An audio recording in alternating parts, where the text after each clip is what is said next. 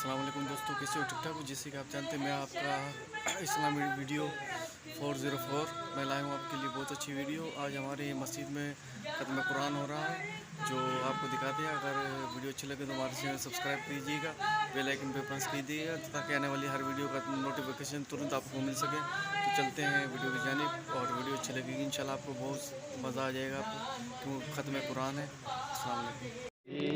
भाई नात पढ़ रहा है, इसका नाम है इमरान सैतो और बहुत अच्छी आवाज़ है इसकी माशाल्लाह।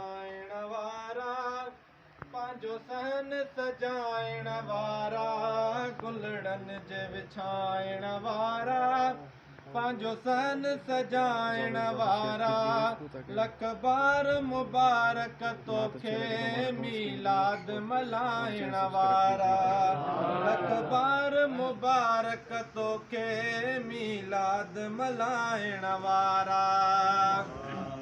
तो सुणी से जसिंगारिया तो देवागह भी बनवारिया, तो सुणी से जसिंगारिया तो देवागह भी बनवारिया।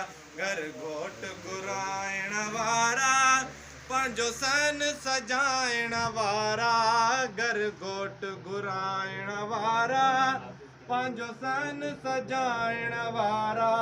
लख बार मुबारक तोखे मीलाद मल्हाइण वारा, चौगुलड़न जे विछाइण वारा पांजो सन सजाइण वारा, गुलड़न जे विछाइण वारा पांजो सन सजाइण वारा। लख बार मुबारक तोखे मीलाद मल्हाइण वारा। तो नूर मञी वई जहान खटिया रुॻी रहिजी विया थई वात फटिया।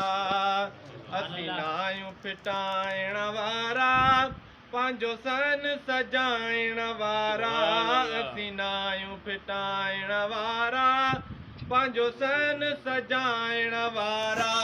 लख बार मुबारक तोखे मीलाद मल्हाइण वारा, लख बार मुबारक तोखे मीलाद मल्हाइण वारा। जे गरीब आहीं घणी ड्रेग न कर, मण अधमण जी तूं देग न कर। जे गरीब आहीं घणी ड्रेग न कर, मण अधमण जी तूं देग न कर। पंज पाव पचाइण वारा पांजो सन सजाइण वारा, पंज पाव पचाइण वारा पांजो सन सजाइण वारा। लख बार मुबारक तोखे मीलाद मल्हाइण वारा, गुलड़न जे विछाइण वारा पांजो सन सजाइण वारा। लख बार मुबारक तोखे मीलाद मल्हाइण वारा।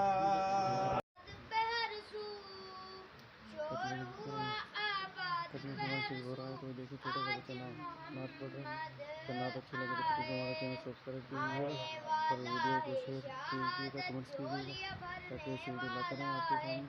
दाई हलीमा गोद में तेरे, दाई हलीमा गोद में तेरे चांद उतरने वाला है। हमारे मस्जिद का काम रहता है, प्लीज़ मेहरबानी होगी दुआ करते रहें।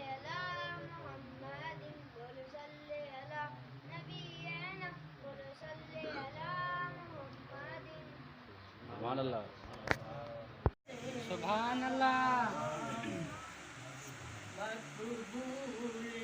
आज हमारे मस्जिद में ख़त्म कुरान हो रहा है और लोग